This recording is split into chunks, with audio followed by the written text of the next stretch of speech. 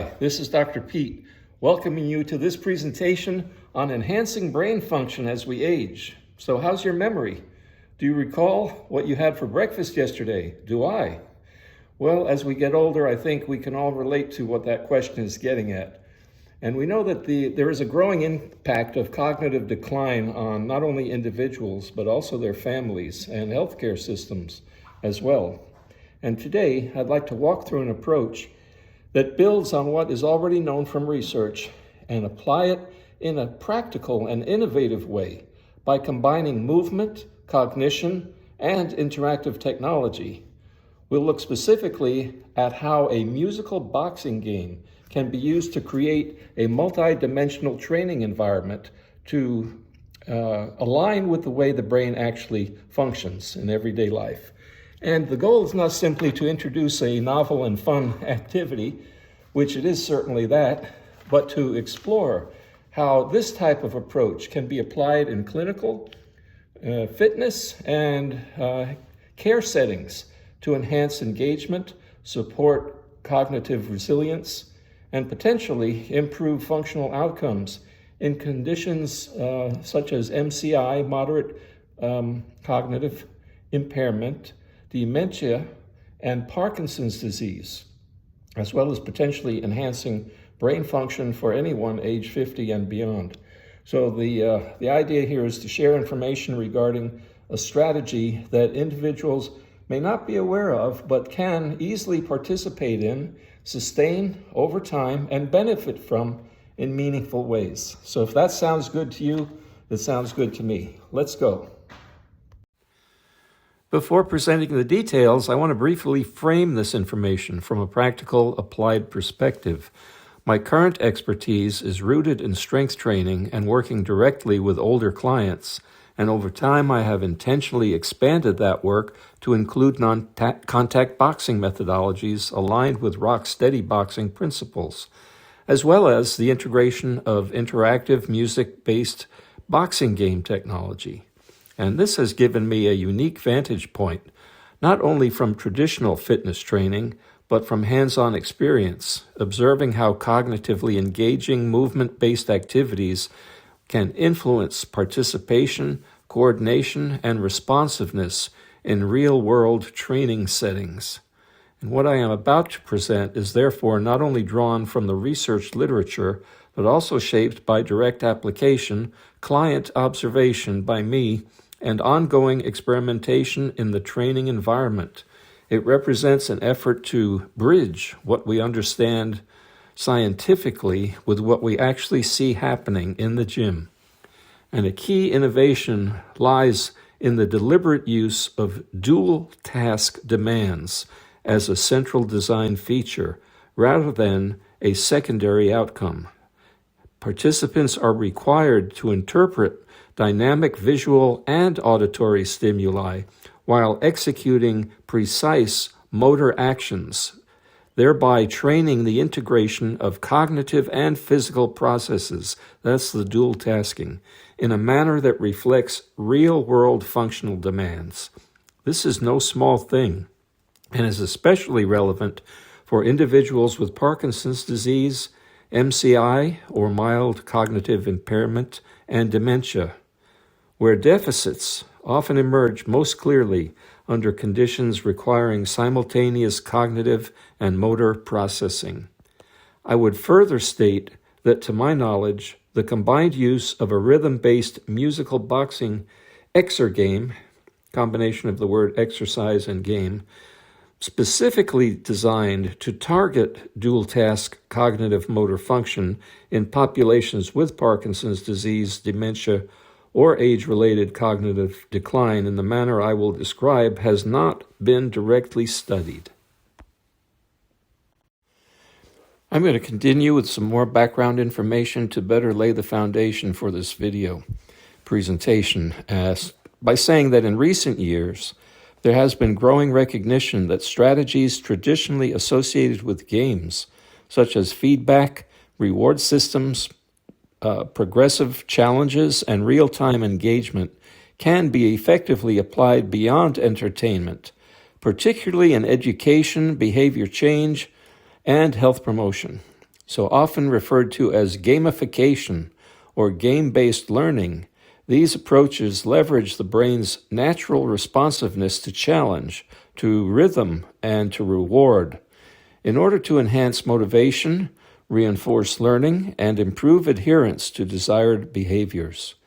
Advances in technology have further expanded these possibilities, allowing interactive systems to deliver personalized, adaptive experiences that can engage users cognitively, physically, as well as emotionally. And in the context of aging populations, which is the focus of my presentation, today, these tools are increasingly being explored not only as teaching aids, but also as interventions that support cognitive function, physical coordination, and overall quality of life. And this opens the door to innovative approaches such as the use of the technology we will be examining, a musical boxing game, in order to potentially slow cognitive decline. I do wish to point out that this approach aligns closely with the foundational principles of RSB, or rock steady boxing, which emphasizes non-contact boxing as a means to improve motor function, balance, and overall neurological engagement, especially in older adults. This has shown application also in Parkinson's disease. A key component of RSB is dual tasking, the simultaneous integration of physical movement with cognitive demand, such as responding to verbal cues, remembering sequences, or making rapid decisions during movement. This combination challenges the brain in a way that more closely reflects real-life functional demands, where physical and cognitive processes are very rarely isolated. A musical boxing game, therefore, builds upon this same principle by requiring participants to coordinate rhythmic movement, timing, and target recognition in response to dynamic stimuli. In doing so, it may further enhance neural activation, promote neuroplasticity, and provide an engaging, structured environment in which both the body and the brain are trained simultaneously. In addition to the research foundations that inform this presentation, I wish to briefly note the practical context from which this work has developed. In my role as a strength training professional working with older clients at my Old Man Muscle gym, I have incorporated principles consistent with rock-steady boxing, including non-contact boxing movements, coordination and balance drills, and cognitively engaging exercise patterns, all into regular training sessions.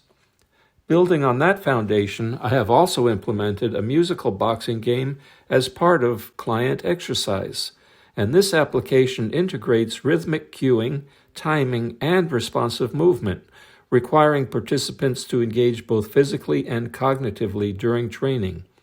While this use is informal and observational in nature, client response has been consistently positive, with participants reporting high levels of engagement and enjoyment. And while these experiences do not constitute clinical research evidence, they do provide a practical basis for further exploration of and the potential value of this approach, particularly as it relates to adherence, cognitive engagement, and functional training in aging populations. So here we go. This presentation introduces a novel cognitive motor training approach that combines a musical boxing system with structured verbal and cognitive challenges to support brain function in aging populations. Most traditional brain training programs improve performance only within the specific task being practiced. Unfortunately, these gains often do not transfer to broader cognitive abilities, and many programs struggle to maintain long-term engagement. So what might actually support brain health?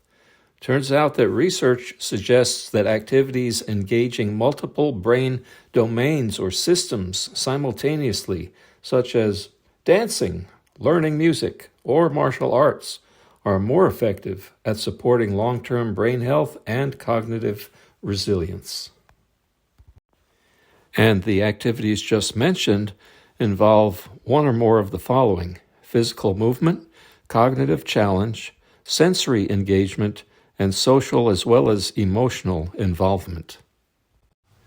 I wanted to mention that the musical boxing game is a meaningful exercise because it engages multiple brain systems simultaneously rather than isolating a single cognitive domain. And the randomly illuminated targets on the game require rapid visual detection, which activates processing in the occipital cortex. At the same time, accurately punching the target with your fists requires coordinated interaction between visual input, the motor cortex of the brain, the cerebellum, and proprioceptive systems to guide precise movement. In addition, the participant must rapidly identify which target has been activated, determine its spatial location, and select the appropriate response, engaging executive control networks in the frontal cortex of the brain. And the requirement to call out the assigned number adds a verbal component, recruiting language systems, including speech production as well as working memory. And this is all layered engagement, creating a far more comprehensive cognitive challenge than traditional single-domain exercises and related games.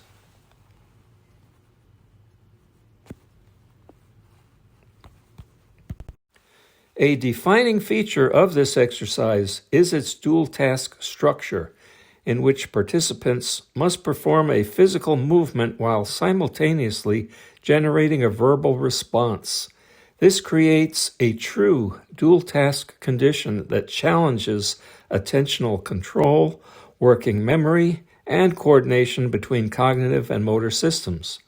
This type of training is particularly important for aging populations, as declines in divided attention ability are among the earliest indicators of cognitive impairment. In fact, many everyday activities rely on this type of integration, and when these abilities begin to deteriorate, functional independence is often affected. So, training dual-task capacity may help maintain neural flexibility and preserve the brain's ability to manage complex real-world demands. Research has repeatedly demonstrated that physical exercise plays a critical role in amplifying the cognitive benefits of an approach like this, exercise, and it increases cerebral blood flow, supports the release of neurotrophic factors such as BDNF, enhances dopamine signaling, and promotes neuroplasticity, creating an environment that is highly conducive to learning. And within this context, this exercise also trains reaction speed, which is known to decline with age and is closely tied to processing speed and attentional efficiency, paying attention to what's going on. The requirement to map visual targets to spatial locations with this game, associate them with numerical labels 1, 2, 3, 4, 5, or 6, and produce a verbal response, actually say those numbers as you hit the target, engages working memory systems in the prefrontal cortex. Additionally, the presence of inevitable errors introduces opportunities for recognition and correction, which I'd like to talk about a little bit later, as these are important and further strengthen adaptive learning processes and reinforce neural connections. I think I need to say a word or two about something called cognitive reserve. Activities that combine physical movement, decision-making, sensory interaction or integration, and language tend to stimulate large-scale brain networks, which may contribute to the development and maintenance of something called cognitive reserve. Now, cognitive reserve refers to the brain's ability to tolerate age-related or pathological changes while still maintaining normal function. An important advantage of this approach that we're using in this game is its inherent engagement, many interventions that are theoretically beneficial fail in practice because they are repetitive or just uninteresting. By contrast, this exercise, this game, incorporates speed, challenge, novelty, and enjoyment, which are critical factors for sustained participation. Long-term adherence is essential for any intervention to have meaningful impact, and an engaging format such as this one increases the likelihood that individuals will continue training over time. And if they do continue training, obviously there's a greater likelihood that they will reap the benefits from training rather than dropping out, and one of those benefits being the support of cognitive reserve. And I should mention that enjoyment here is critical, because activities that are engaging and fun are more likely to be sustained by the participant over time, which then is essential for long-term brain health. Now, I've mentioned dual tasking several times, and I'm sure I'll continue to do so because it is the central principle at work here. And a person who is using the music box is not merely punching. He or she must perceive visual cues, interpret timing, select the correct movement, inhibit incorrect responses, and execute the punch with enough speed and accuracy to match the game. And that structure recruits many things that are very desirable: attention, processing speed, response selection, working memory, and executive control, all while the body is moving. So in older adults with mild cognitive impairment, randomized studies of cognitive physical dual task training have shown improvements in executive function. And one study also found reduced prefrontal activation during testing after training, which the authors interpreted as more efficient processing. And that second study that I mentioned is this one right here, and it happened to be a non-randomized study, but there have been studies of both types, randomized and non-randomized, in the literature. Now, I'd like to talk about the concept of musical boxing, which is a platform that adds a structured cognitive task to it, and participants respond to visual targets on the musical boxing board by punching them, while also verbally identifying specific numbers that are associated with each target. They learn these numbers and then have to recall them during the exercise. So the key innovation here is combining physical action with verbal output. Participants must coordinate what they see, how they move, and what they say, all in real time, and it happens pretty quickly. The targets are lighting up randomly on the musical boxing machine. The participant is punching the correct target as it lights up, and the participant is verbally expressing the assigned number out loud. And I need to demonstrate that. So let me take a moment and demonstrate what I mean by dual task behavior using the musical boxing machine. So while holding the phone here, I'm going to activate the musical boxing machine, and you'll see the lights begin to come on and the music play, and I'm going to then hit and call out number 1, 2, 3, 4, or 5, or 6 according to where the light is. 2, 5, 1, 3, 2, 2, 1, 3, 6, 4, 3. I hope you could see that. It was hard to hold the phone and do this at the same time. So I've come up with a modification that is a little more challenging, and the system will introduce progressive difficulty this way by restricting which numbers are spoken. For instance, as it says on the slide, that in the first phase, the participant is only allowed to call out positions 1 and 2, but still box and punch all the random positions. So if 3 lights up, they punch 3. If 6 lights up, they punch 6. But they only punch and call out the numbers 1 and 2. if that makes sense. The next phase is forget about 1 and 2, only focus on 3 and 4 in terms of verbal identification of the target. Phase 3 is only calling out positions 5 and 6 on the target.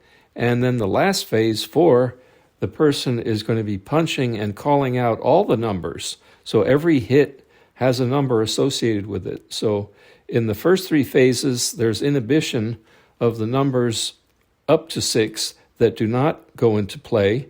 And in the last one, the inhibitions are lifted and the person has to know all the positions, remember to call out all the numbers, and successfully hit all the targets.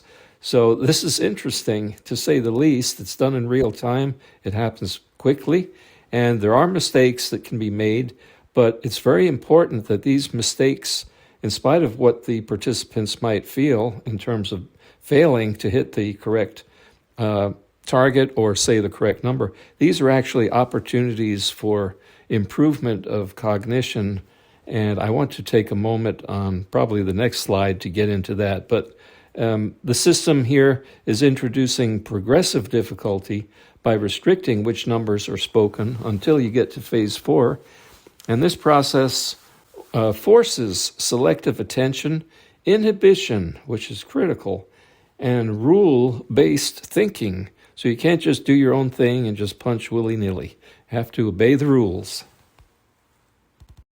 And I'm going to get to that slide in which I discuss the value of errors, committing errors, but even better than that, correcting errors. But first, I want to talk about how we might enhance the game even further. And additional rules could increase the complexity of this game and introduce cognitive flexibility, which will further challenge the brain and further strengthen executive function. And I've thought of a few of those additional rules, and they're listed on this slide. We could try reversing the numbering.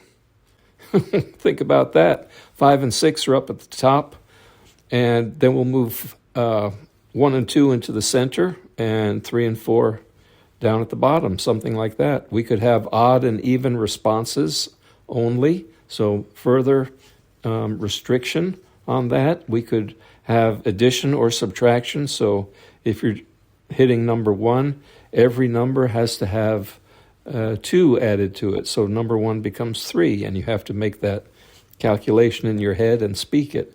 That would be fun, wouldn't it? And we could also have color if the game happens to have a color element to it, which this one that we're showing did not. You could have color to number mapping, and there's really quite a number of increasing complexity modifications that could be added to this, on the surface, simple musical boxing game. So I'd like to talk next about something that I observe in my training of clients and also my self-training.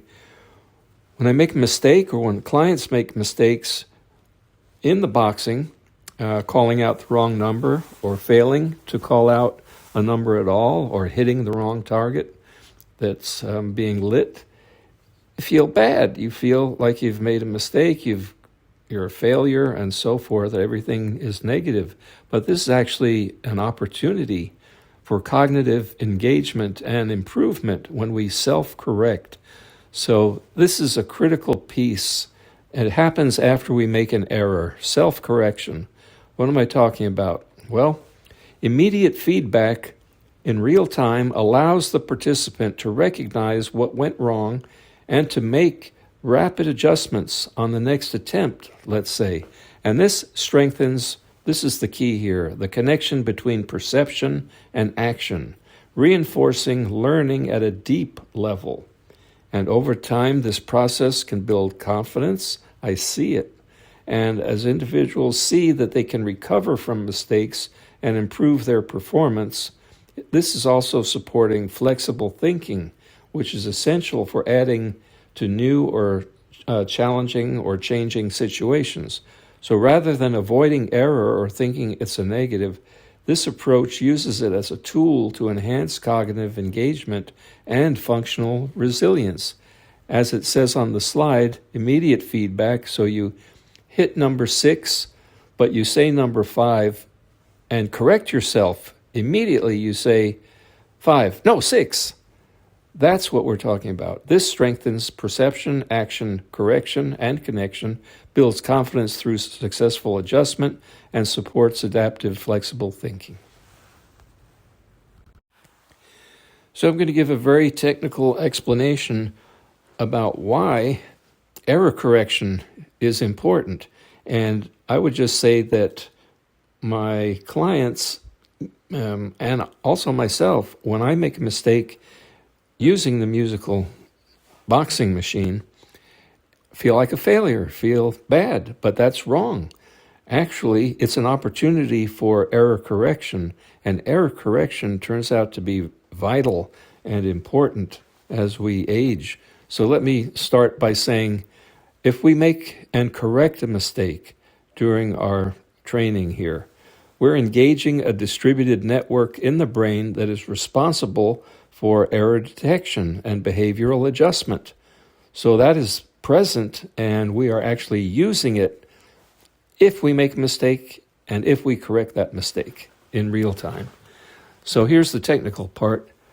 The anterior cingulate cortex identifies the error and signals the need for change, and that's in the brain, of course, while the prefrontal cortex works to adjust the response and guide future action, you see. At the same time, the basal ganglia reinforce correct patterns through feedback, and the cerebellum fine-tunes movement and timing. So this is a coordinated system, all of those brain regions, and they form a closed-loop process of error recognition first and then correction second. And in populations such as Parkinson's disease patients, those who are suffering from dementia or Alzheimer's disease, and just normal aging, which is all of us, these circuits often become compromised, the ones that I just mentioned. But training that deliberately incorporates error and self-correction may help stimulate and maintain these critical pathways, supporting both cognitive and motor function. And we can be impressed that with this activity, the amount of brain activity that is engaged, as it says on the slide here, multiple brain regions at once, including those responsible for vision, movement, coordination, language, and executive control, all coming into play with the musical boxing machine training. The musical boxing machine approach is relevant across multiple populations, such as those that are mentioned on this slide, each having distinct but overlapping challenges. For instance, in Parkinson's disease, individuals experience not only motor impairments but also deficits in executive function and attentional control, particularly under dual task conditions. In dementia, the primary concerns shift toward maintaining attention, engagement, and functional ability in the face of progressive decline. And in normal cognitive aging, we often see reduced processing speed and coordination, even in otherwise healthy individuals. So what connects all of these groups is the need to train the integration of cognitive and motor systems rather than treating them in isolation. And this is where an approach like the musical boxing game becomes particularly meaningful and relevant. So as we just indicated, what makes this approach potentially effective is its emphasis on dual task integration. Participants are not simply exercising, and they are not simply thinking. They are doing both at the same time. They must process incoming cues, make decisions, and execute movements in real time. And this reinforces attention, timing, and response selection, all of which are critical for everyday functioning. The addition of rhythm and interactive feedback helps sustain engagement, which is especially important in populations where motivation and adherence can be challenging. While more research is needed, this type of cognitively enriched movement has the potential to support neuroplasticity and help preserve functional abilities over time. So, while this approach should not be viewed as a cure or a prevention for either dementia or Parkinson's disease, it incorporates many elements known to support cognitive health, and it is important to maintain a realistic and scientifically grounded perspective on all of this. It would be an overstatement to claim that this approach can prevent these conditions. However, it meaningfully integrates several elements that are independently supported in the scientific research literature, including aerobic activity, coordination training, reaction time development, dual task processing, and active cognitive engagement. When these elements are combined within a single structured activity, such as with the musical boxing machine, they create a more comprehensive and functionally relevant, and I would say powerful form of brain stimulation compared to passive or isolated cognitive exercises. And as such, this approach represents a promising direction for further investigation, particularly in the context of maintaining cognitive function and supporting brain health in aging populations. So the musical boxing machine model represents a practical and engaging way to deliver cognitive motor training, aligning with modern neuroscience principles for supporting brain health in aging. In closing, the musical boxing model represents a promising cognitive motor training approach that meaningfully bridges neuroscience and real-world practice. By intentionally integrating movement, cognition, and language within a dynamic and engaging environment, it aligns with what we understand about how the brain functions in everyday life, particularly the importance of multi-domain stimulation and error-driven learning. At the same time, it addresses a critical gap in current interventions, the need for training that is not only effective, but also enjoyable, engaging, scalable, and relevant to real-world function. While further work is needed, the next steps are clear: pilot testing in older adult populations, systematic evaluation of cognitive and functional outcomes, and continued exploration across clinical and fitness settings.